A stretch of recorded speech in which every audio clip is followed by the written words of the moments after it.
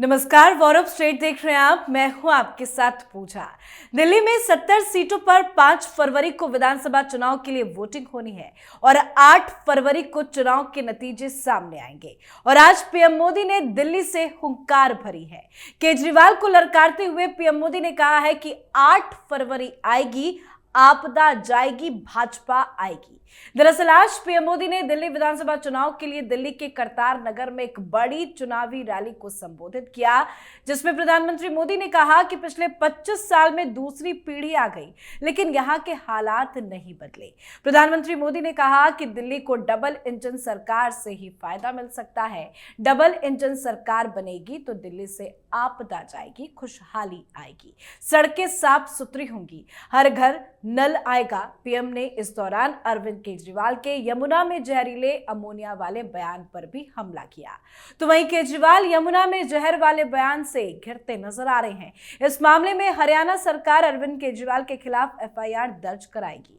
साथ ही कांग्रेस केजरीवाल की मुसीबत लगातार बढ़ा रही है। आज कांग्रेस पार्टी ने अपना चुनावी मैनिफेस्टो भी जारी कर दिया, जिसमें कई बड़े बड़े वादे किए गए। साथ ही कांग्रेस के सबसे बड़े नेता यानी कि राहुल गांधी भी लगातार केजरीवाल पर बड़े बड़े प्रहार कर रहे हैं। केजरीवाल के शराब घोटाले और शीश महल पर अटैक कर रहे हैं और केजरीवाल भी नेशनल हेराल्ड का जिक्र कर राहुल गांधी को घेर रहे हैं। तो आज दिल्ली चुनाव को लेकर ही चर्चा करेंगे। चर्चा के लिए मेरे साथ स्टूडियो में मौजूद हैं कैपिटल टीवी के editor in chief doctor Manish Kumar और एग्जीक्यूटिव एडिटर राजीव जी। सर, आप दोनों का बहुत बहुत स्वागत है। धन्यवाद। सर, दिल्ली चुनाव को लेकर पीएम मोदी का आज प्रचार और जो आज भीड़ आई थी और पीएम मोदी का जो कॉन्फिडेंस था, क्या लग रहा है इस बार बीजेपी को कुछ फायदा होगा? कुछ फायदा नहीं। केजरीवाल चुनाव ऑलरेडी हार चुके हैं जी। और चुनाव की हार में जिस तरह की बौखलाहट उनकी नजर आ रही है और जिस तरह का वो बयान दे रहे हैं, ऐसे तो कोई इसको कहते कि baddest of the bad losers ऐसा काम नहीं करता। और इस आदमी को चुनाव के बाद गिरफ्तार किया जाएगा, ये भी आप समझ लीजिए। No state can take this line down.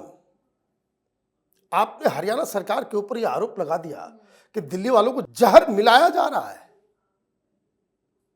सरकार जहर मिला रही है, ये खुद को कहता है पढ़ा लिखा। अमोनिया के उस लेवल पे आने के लिए यमुना में कितना अमोनिया डालना होगा, कितना मिलियन लीटर ऑफ अमोनिया डालना होगा, इस आदमी को मालूम है? कुछ भी। यह आदमी दिमाग से पागल हो गया है हार की डर से। और इस तरह की गंदगी, राजनीति में इस तरह की गंदगी फैलाने वाला यह जंतु, मैं शुरू से कहता आ रहा हूं, this man is a dangerous man. यह आदमी एक वायरस है। यह हिंदुस्तान की राजनीति को खराब करेगा।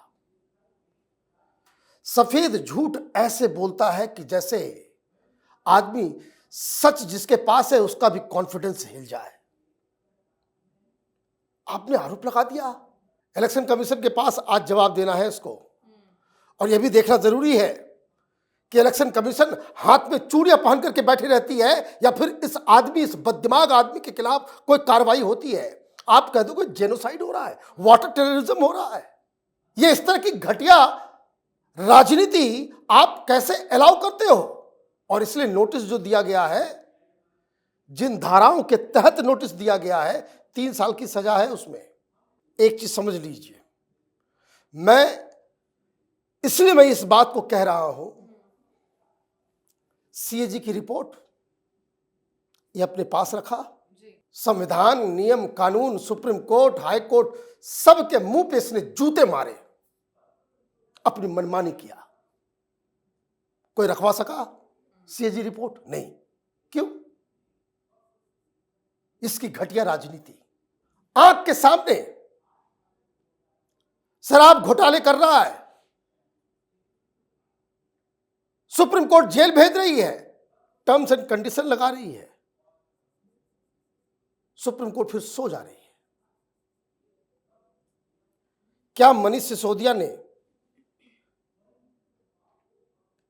अरविंद केजरीवाल ने उन शर्तों को मेंटेन किया जैसे कि को अक्यूज के साथ आप नहीं नजर आएंगे? ये रैलियां कर रहा है सब आपस में मिल मिल करके। एक व्यक्ति है जिसे सुप्रीम कोर्ट ने कहा कि गुंडा है, Z+ सिक्योरिटी पंजाब में दे दिया उसको।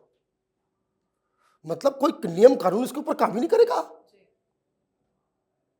तो ये जो कह रहा था कुमार विश्वास, वो गलत नहीं कह रहा था कि ये आदमी सत्ता के नशा में इतना पागल हो चुका है कि ये पंजाब का मुख्यमंत्री बनना चाहता था, चाहे वो हिंदुस्तान में रहे या अलग खालिस्तान बन जाए। तब यही आरोप लगाया था ना, ये सत्ता के पीछे ऐसा पागल व्यक्ति है। बिल्कुल, बयान बेतुका था, लोगों को भड़काने वाला था, तभी इतना इंपॉर्टेंट बयान को लेकर पीएम मोदी ने भी इस पर पलटवार किया। लेकिन सीएम सैनी बहुत ज्यादा जबरदस्त एक्शन में नजर आ रहे हैं। चुनाव आयोग भी गए, शिकायत भी दर्ज कराई, अब कह रहे हैं कि FIR भी दर्ज कराएंगे। और अभी उन्होंने बस थोड़ी देर पहले ही यमुना का दौरा भी किया है। क्या तैयारी है केजरीवाल के खिलाफ एक्शन लेने की उनके इस बयान को लेकर? देखिए, ये बयानों पर जितने एक्शन लिए जा सकते हैं वो लिए जाएंगे, लेकिन इन बयानों से चुनाव पर क्या प्रभाव पड़ेगा केजरीवाल के लिए समस्या ये है, क्योंकि ये जो राजनीति चली है उसका केजरीवाल के चुनाव पर प्रभाव पड़ना जरूरी है। आगे के लीगल बैटल में क्या क्या होगा, कैसे होगा, अगर केजरीवाल चुनाव जीत जाता है तो इन चीज़ों को झेलने के लिए फिर से उसके पास पावर हो जाएगा।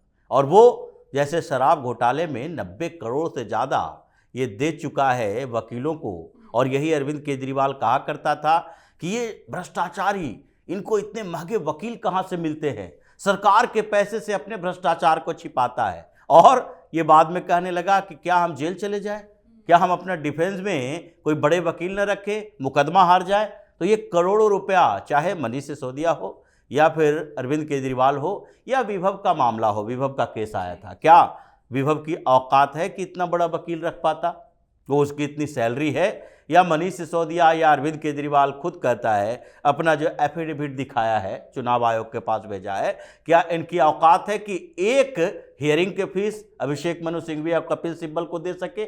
10-10 लाख रुपए एक हियरिंग का लेता है। तो ये केजरीवाल सरकारी पैसे का इस्तेमाल करेगा। यानी कि जो अभी चुनाव के अंदर हो सकता है वो भारतीय जनता पार्टी को करना चाहिए। आगे क्या क्या होगा उसके लिए खुद तैयारी कर रखा है, क्योंकि ये जानता है कि जो हम बोल रहे हैं उस पर मुकदमा होगा, ये जितने झूठे आरोप लगाता है उस पर भी मुकदमा होगा। वो आगे के लिए है, सत्ता किसी तरह से मिल जाए, आगे की लड़ाई हम लड़ लेंगे। लेकिन अभी ये चुनाव में प्रभावित कर रहा है। सबसे पहले हरियाणा से ये मुद्दा उठा और इस मुद्दे के कारण हरियाणा में जो चल रहा है और हरियाणा के बॉर्डर इलाकों में, जो दिल्ली का बॉर्डर है, वहां पर यहाँ के जाट पॉपुलेशन को भी ये प्रभावित किया है। हरियाणा मेनली जाना क्यों जाता है? हरियाणा का मतलब जाट लैंड।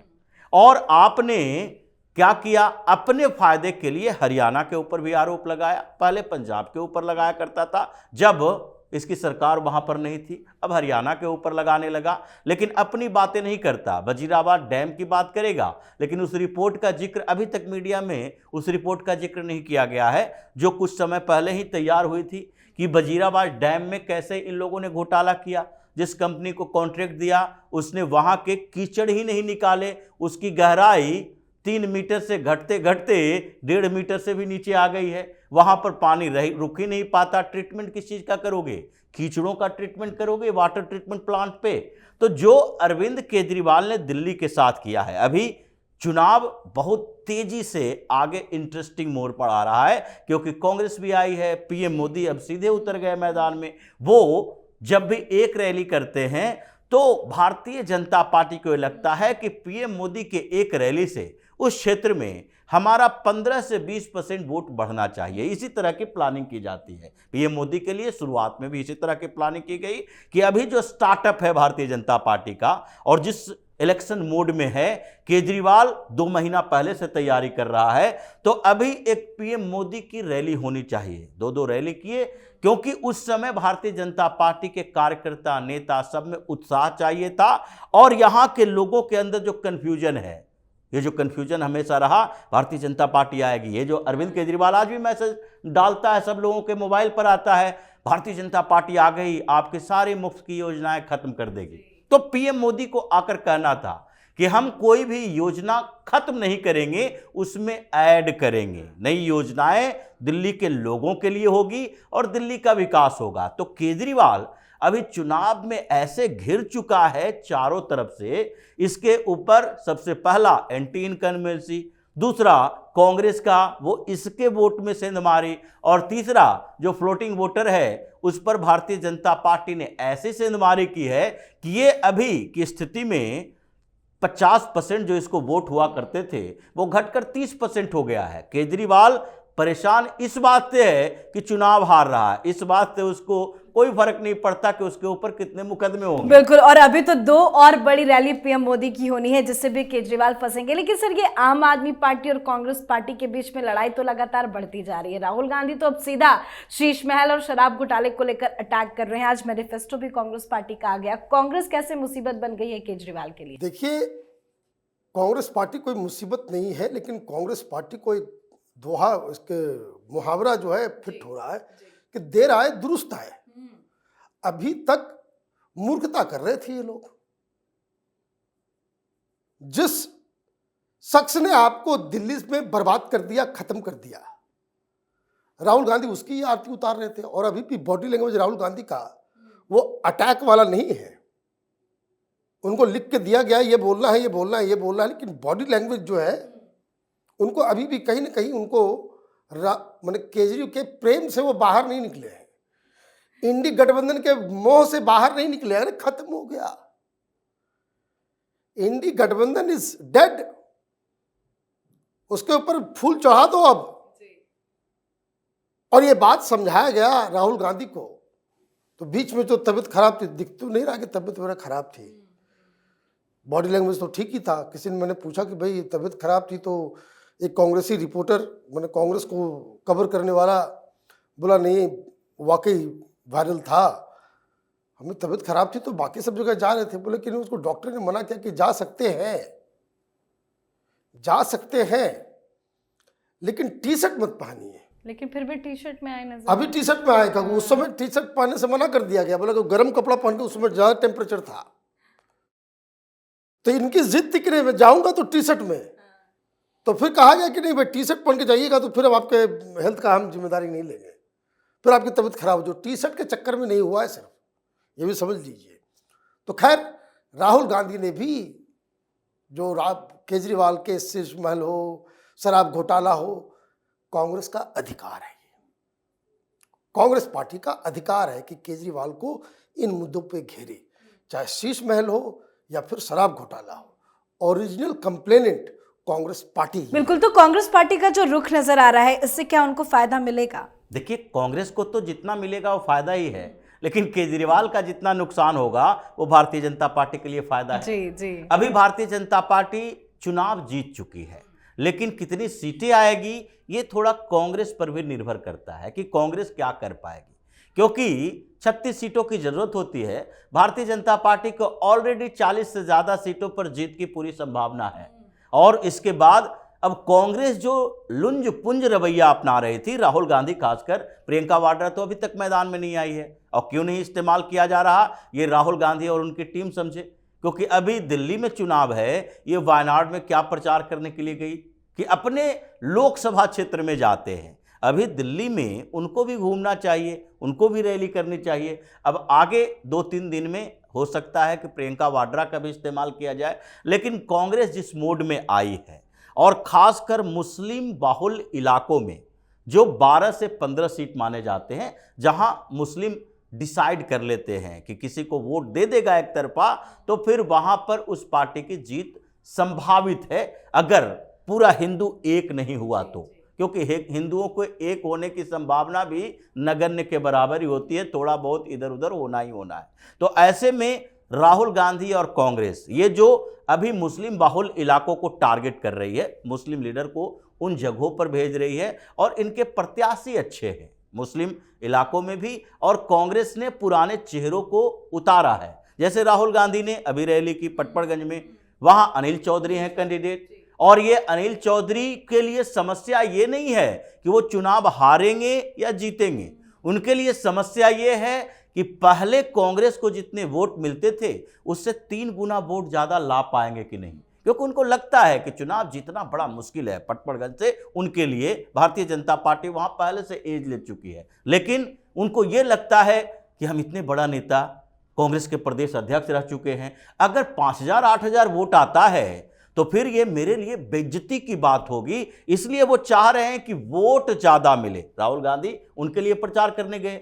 या संदीप दीक्षित की ही बात है, संदीप दीक्षित इतने दिन से पॉलिटिक्स कर रहे हैं, उनको लगभग ये पता है कि नई दिल्ली से टक्कर प्रवेश वर्मा और अरविंद केजरीवाल में है, लेकिन उनको केजरीवाल को हराना है और उनके लिए प्रतिष्ठा की बात यह भी है कि वो 2-3 हज़ार वोट मिले तो संदीप दीक्षित के लिए महाबेइज्जती है। तो कांग्रेस के जितने बड़े नेताओं को मैदान में उतारा गया है, उन लोगों के लिए सबसे बड़ी बात यह है और टारगेट और टास्क भी यही दिया गया है कि कांग्रेस का वोट परसेंटेज जो विकिपीडिया पर भी हमेशा मौजूद रहेगा, इलेक्शन कमीशन पर मौजूद रहेगा, उसमें यह न दिखाई पड़े कि देखो 2015, 2020, 2025 4-5% से कांग्रेस बढ़ ही नहीं पा रही है। अब ये टारगेट है, इसे बढ़ाना है तो केजरीवाल की मुश्किल बढ़नी है और भारतीय जनता पार्टी के लिए ये है कि 40-45 या 50 से 55 इस दायरे में लाने में कांग्रेस की थोड़ी सी भूमिका हो सकती है। इज्जत बचा रही है कांग्रेस पार्टी। बहुत बहुत धन्यवाद सर आप दोनों का। धन्यवाद। तो दिल्ली विधानसभा चुनाव में कांग्रेस ताल ठोककर चुनाव मैदान में उतर चुकी है। राहुल गांधी, प्रियंका वाड्रा, मल्लिकार्जुन खड़गे के दिल्ली चुनाव में सक्रिय न होने के चलते लोगों को ऐसा लग रहा था कि जैसे कांग्रेस ने आम आदमी पार्टी को अंदर ही अंदर समर्थन दे दिया हो। बार बार दिल्ली की रैलियों में राहुल गांधी के आने की बात होती रही, लेकिन ऐन मौके पर पता चलता था कि राहुल गांधी की तबियत नासाज है। पर अब सब कुछ बदला सा लग रहा है। राहुल गांधी ने केजरीवाल को जबरदस्त घेरा है। दिल्ली शराब घोटाला, शीश महल और दिल्ली दंगे के लिए कटघरे में खड़ा कर दिया है। दूसरी ओर अरविंद केजरीवाल भी पूछ रहे हैं कि राहुल गांधी राजमहल पर चुप क्यों है। नेशनल हेराल्ड घोटाले में अब तक गांधी परिवार का कोई गिरफ्तार क्यों नहीं हुआ है। तो कहीं ना कहीं कांग्रेस आम आदमी पार्टी के बीच की लड़ाई का फायदा बीजेपी को ही मिलता नजर आ रहा है। इस पर आपकी क्या राय है, कमेंट करके लिखिएगा। देखते रहिए कैपिटल टीवी। नमस्कार।